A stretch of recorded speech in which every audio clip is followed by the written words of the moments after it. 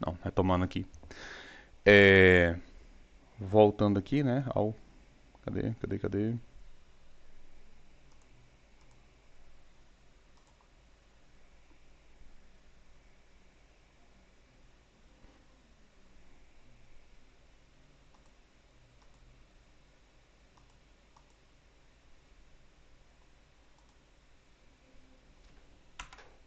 Ok, minha tela... Não, peraí.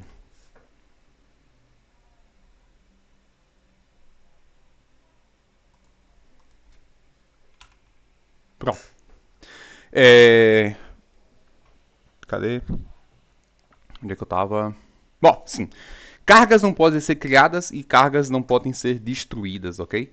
Você só pode transferir carga de um sistema para o outro. No caso, vão ser elétrons, né? A gente sabe que as partículas que são transferidas são elétrons. E então, você pode passar elétron para um corpo, esse corpo que vai ganhar elétron vai ficar eletrizado negativamente, ou se ele perder, ele vai ficar eletrizado positivamente, ok? Aí agora a gente vai fazer a seguinte representação, né? Eu vou pegar dois corpos, um corpo A e um corpo B. Vou dizer que esse corpo A tem uma quantidade de carga Q1 e o corpo B tem uma quantidade de carga Q2, né? E aí, esses corpos eles passaram por algum processo de eletrização e passaram a ter a carga Q1 linha e Q2 linha. Não sei quem é Q1, não sei quem é Q2, não sei quem é Q1 linha, não sei quem é Q2 linha. Tá certo? Não sei quem é nenhum deles. Eu só sei que Q1 e Q2 é a quantidade de carga antes do processo e Q1 linha e Q2 linhas é a quantidade de carga depois do processo. Não sei quem é. Mas eu sei uma coisa, que quando eu somar a quantidade de carga antes, isso tem que ser igual ao somatório da quantidade de carga depois. Se não for, ou você criou carga ou você destruiu. E isso não é verdade, tá certo? Claro, isso aqui só funciona num sistema que a gente diria, né, isolado eletrostaticamente, né? Ou seja, é um sistema que ele não tem nenhum tipo de interação com o meio externo, tá certo? Então, se ele não interage com o meio externo, carga que está dentro dele não pode ir para fora e carga que está do lado de fora não pode vir para dentro dele, ok? As cargas só trocam dentro dos corpos que estão dentro daquele sistema que a gente chama de sistema isolado. Na prática, isso não existe, né? Seria o isolante perfeito. E não existe o isolante perfeito, né? Mas o somatório da quantidade de cargas antes é igual ao somatório da quantidade de cargas depois. Isso aqui vai ter uma serventia para a gente lá na... Vão ter várias serventias, mas a primeira de todas vai ser na eletrização por contato, tá certo? Seguindo aqui, né? Então coloquei na simbologia, né? Somatório da quantidade de carga antes é igual ao somatório da quantidade de carga depois, tá certo? E aí, né, como está enunciado no texto, esse é o princípio de conservação das cargas. Né? Então, o segundo princípio. O primeiro, carga de sinais iguais se repelem, carga de sinais opostos se atrai. E o segundo, sobre essa quantidade de cargas. Né? Antes e depois da troca, o somatório antes é igual ao somatório depois. Perfeito? Um outro assunto extremamente importante, né, que a gente vai usar muito aí, sobre a ideia de materiais isolantes e os materiais condutores, tá certo? Existem outros tipos de materiais, né, semicondutores, mas isso aí já é um assunto mais avançado. Mas a princípio, né, materiais isolantes e condutores, ok? Quando você pega um material que ele é tido isolante, né, como por exemplo o vidro, a borracha, o plástico, o PVC, a cerâmica, né, o silicone, o ar, todos esses materiais eles são considerados isolantes. Isso não significa, e inclusive aparece lá, né, até na parte de contexto histórico, isso não significa que materiais que são isolantes, eles não podem ter eletrização. Pode sim. Mas tem um detalhe. Quando você pega esse material e atrita ele, né, as cargas só ficam só na região que houve a fricção. Então, por exemplo, tem aqui minha mão, essa parte aqui dos dedos, a minha mão, um material isolante, então eu esfreguei, as cargas só vão ficar na região onde houve a eletrização. Isso é um material isolante. Mas quando meu material ele é condutor, vamos supor, né, que minha mão fosse de aço, e aí eu friccionei nessa região aqui dos dedos, friccionei. Depois que eu terminei, as cargas vão espalhar por toda a minha mão. Mas eu não esfreguei minha mão inteira, eu só esfreguei essa parte aqui dos dedos, ó. Só esfreguei essa parte dos dedos. E aí, quando eu tenho um material que ele é condutor, Ainda que você faça um processo de eletrização apenas numa região, essas cargas elas tendem a se distribuir por todo o material. E isso acontece porque os materiais condutores eles têm algo em abundância que a gente chama de elétron livre. Até o final do curso de eletrostática, você vai ouvir muito falar desse termo. Você já deve ter ouvido lá nas aulas de física com seu professor lá na escola. Elétron livre, né? O que é um elétron livre? O nome é bastante sugestivo. Um elétron, ele é livre, considerado livre, quando ele tem facilidade de se deslocar nos espaços interatômicos. Ou seja, são elétrons que você consegue arrancar ele do átomo dele, da eletrosfera dele, com muita facilidade. A energia necessária para isso é uma energia muito baixa. E os materiais que mais têm isso em abundância são os metais. Não é à toa, né, que conexões, linhas de transmissão, toda a parte de circuito de eletrônica usa materiais metálicos, porque eles são bons condutores de eletricidade, né? Então, eles são dotados de elétrons livres em abundância, né? Então, um elétron livre é aquele elétron que tem facilidade para se deslocar nos espaços interatômicos, né? Para desprender do átomo. Então, ainda que o processo de eletrização tenha ocorrido numa região específica desse material tido como condutor, as cargas vão espalhar por toda a superfície. Então, essa é a diferença básica, né, de um material isolante e do material condutor. O material isolante eletriza, mas as cargas em excesso só ficam na região que aconteceu. Os materiais condutores não, isso se espalha, né, por todo o material. E se for uma esfera, essa distribuição ela acontece de modo uniforme, né? Bem uniforme, bem simétrica mesmo, tá? Seria o material mais ideal para a gente estar fazendo essa representação. Seria uma esfera, certo? E aí, né, a gente tem aí as discussões, ok? Uma outra ideia bastante interessante e importante, né, que a gente vai estudar é o conceito de aterramento, né? Que lá na frente a gente vai associar essa ideia de aterramento com potencial elétrico de referência.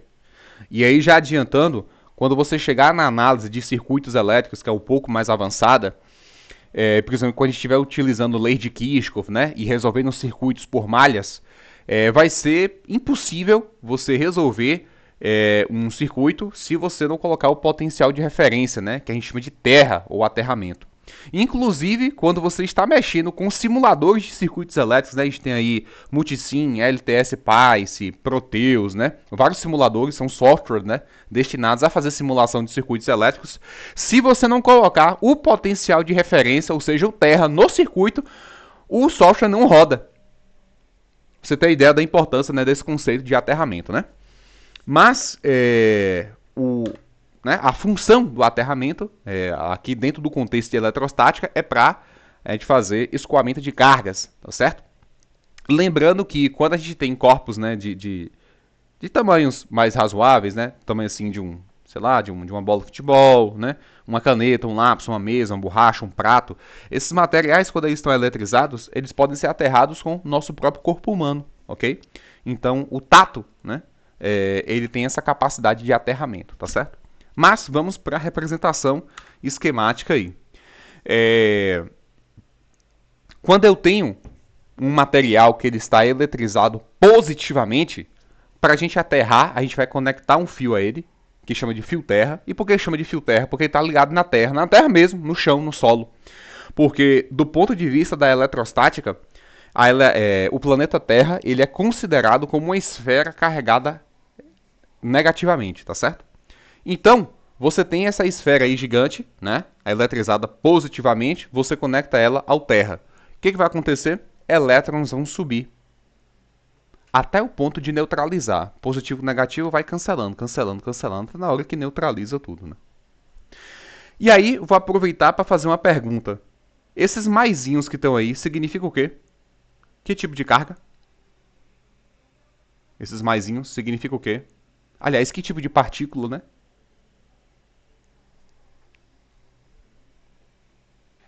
Hein? Esses maisinhos aí significa que tipo de partícula? Não sei. Cargas positivas, não. Não, aí tudo, sabe, mais o nome. Aqui, esses aqui, cada menuzinho desse aí significa o quê? O positivo é elétron e o negativo é próton. O positivo é como é que é a história? Positivo é quem? Ah, não sei não, Anderson. Tem que saber. Elétron é carga negativa.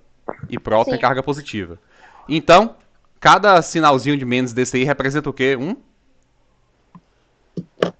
Representa o quê? Uma- Cada menoszinho desse aí tá representando o quê? um elétron? Elétrons, né? Só que é elétron em excesso. E esses maisinhos aqui estão Um próton? representando o quê? Não. Tá Deficiência de não. elétrons. Ah, tá. Por quê? No átomo, o próton tá onde? No átomo, o próton tá onde? No modelo atômico. Foi a primeira imagem que eu mostrei pra você, né, na aula de ontem. Tinha lá uma imagem, né, com os bichinhos e tal. Tudo energizado. O que a gente tem no núcleo de um próton? Ou de um átomo, né? No núcleo tem o quê? Ah, nada? Ó, vamos pegar aqui.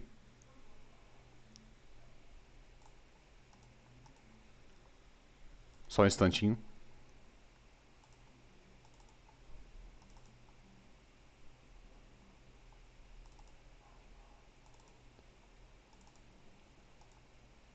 Cadê? Só aqui.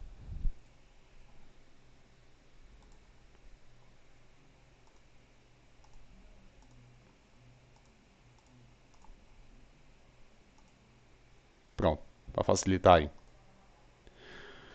Isso é a imagem de um átomo, né? O que tem no núcleo de um átomo?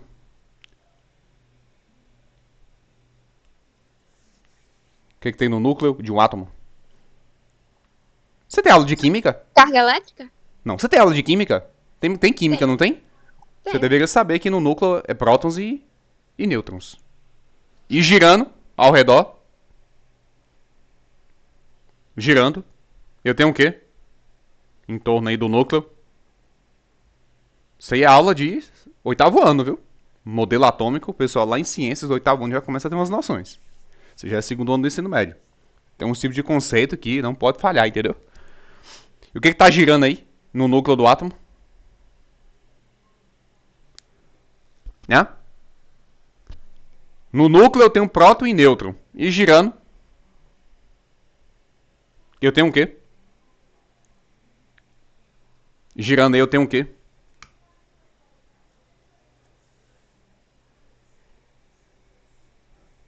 Hein? Tá faltando quem aí? Esses bichinhos girando em torno do núcleo é o quê? Pensa aí. Pode pesquisar, se quiser, entre no Google, pesquisa, né? Modelo atômico. Conhece essa aí, eu não vou dar resposta pra você, não. Você tem que saber isso aí. Já tô esperando você. O que eu tenho girando em torno do núcleo de um átomo? O que gira ao redor de um núcleo de um átomo?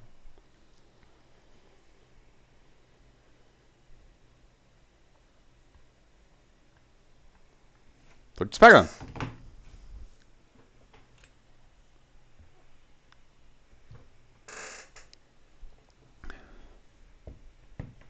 Pode pesquisar aí. Escutou? Não. Você falou o quê? Elétron. É elétron. Isso aí não pode. É inadmissível, então. Tem tipo de coisa que eu não perdoo. Um aluno de ensino médio, que estudou a vida inteira em escola particular, não saber as três partículas fundamentais do átomo. E onde é que elas estão. Tu quer fazer que curso? É engenharia ou medicina? Medicina. Você vai fazer, pegar uma física braba, você sabe, né? Física e química, né? Você sabe, você tem consciência disso, não tem? Você vai mexer com muita física e muita química? Você sabe, não sabe? Não só para vestibular, mas no próprio curso em si. Medicina é a aplicação da física, química e biologia ao corpo humano. Você não tem pra onde correr. Quando você pensa assim, em aparelhos para fazer o eletrocardiograma, tomografia computadorizada, ressonância magnética, raio-x, vai ter uma física violenta ali no negócio. E não admito, sob hipótese alguma, um estudante que teve a oportunidade de estudar em escola particular a vida inteira, está no segundo ano do ensino médio, e não saber as três partículas fundamentais de um átomo, próton, elétron e nêutron, e onde é que eles estão. Nunca esqueça mais isso, hein? Você tá pegando física 3, eletricidade, eletrostática, eletromagnetismo, isso aí, não perdoa isso aí não. Próton, elétron e nêutron, né? As três partículas mais importantes, né, do átomo. Claro, existem partículas subatômicas, mas essas três, né, são as mais comentadas, tá? E no núcleo de um átomo eu tenho próton e nêutron. E girando em torno desse núcleo eu tenho elétrons. E a estrutura, então, a gente chama de eletrosfera, tá certo? Agora, bora voltar lá pro nosso assunto. Que era aqui do... Pronto.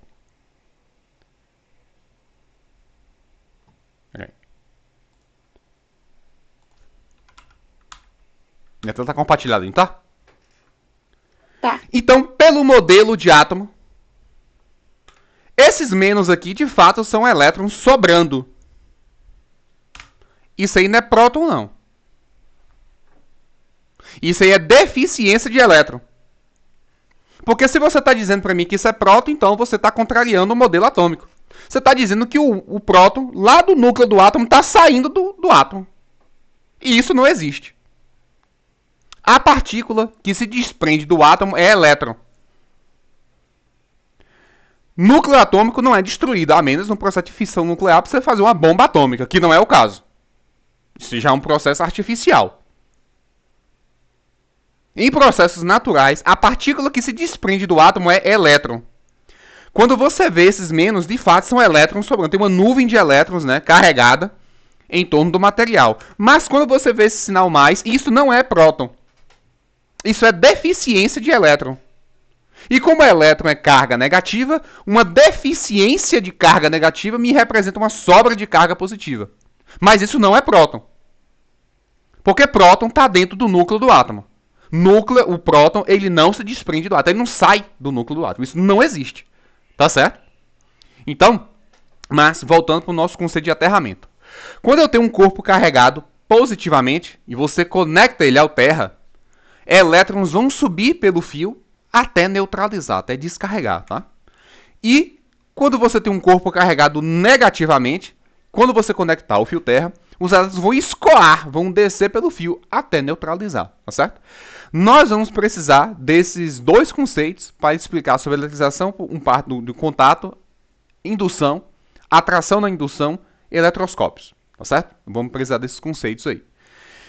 Mas, só para poder fechar, a ideia de aterramento, né, ela é muito importante principalmente dentro da segurança, né? Na sua casa já viu um desse aí? Já viu um desse? Nunca vi um desse, não. Nunca vi? Não, mas não sei, hoje acho que o pessoal já coloca ele escondido, mas antigamente colocava isso muito quando... porque assim, no final dos anos 90, né? O pessoal começou a ter acesso mais a computador, essas coisas. O computador puxa bastante energia. Mas todo sistema de aterramento, ele tem a função de escoamento de cargas, ok? Escoamento de cargas. Por exemplo, essas tomadas agora estão vindo de três entradas, né? Na sua casa já é assim? De três Sim. entradas? Mas Sim. antigamente era só de duas.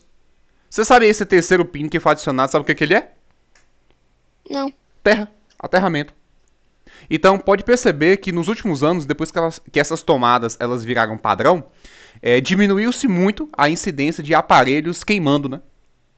Pergunte para sua mãe depois, se na sua casa já tem essas tomadas de três entradas há muito tempo, pergunte para ela qual foi a última vez que um aparelho queimou. Pode ter certeza que é há muito tempo.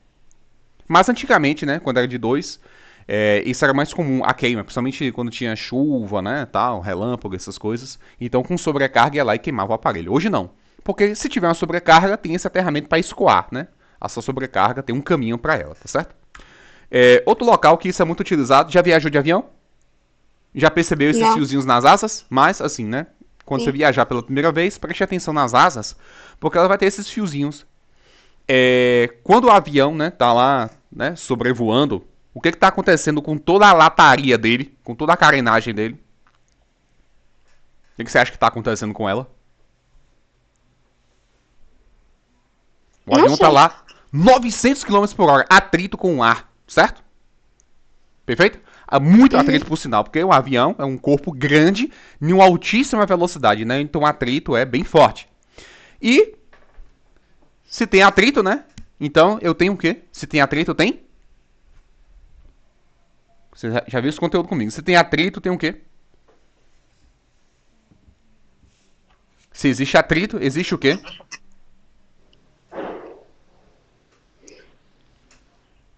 Hã? Se existe Carga, contato.